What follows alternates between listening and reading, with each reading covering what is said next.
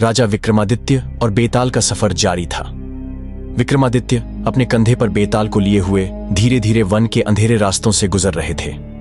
बेताल, जो हमेशा अपनी अगली कहानी में एक नई पहेली छिपाए रखता था, अब फिर से मुस्कुराते हुए बोला, राजन, तुम्हारी धैर्य और समझ की मैं हमेशा प्रशंसा करता हूं, लेकिन आज जो कहानी मैं तुम्हें सुनाने जा रहा हूं वह तुम्हारी सोच को और अधिक चुनौती देगी।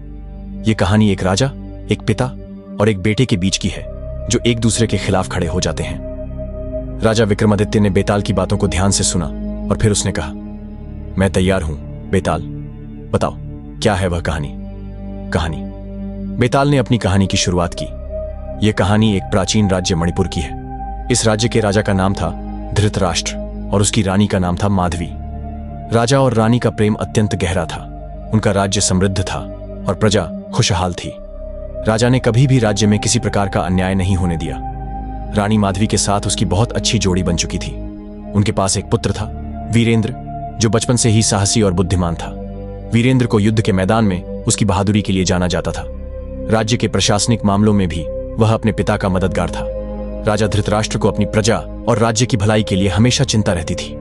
वीरेंद्र उनके आदर्श पुत्र के रूप में सबकी नजरों में एक आदर्श था। लेकिन एक दिन राजा धृतराष्ट्र को एक गंभीर खबर मिली।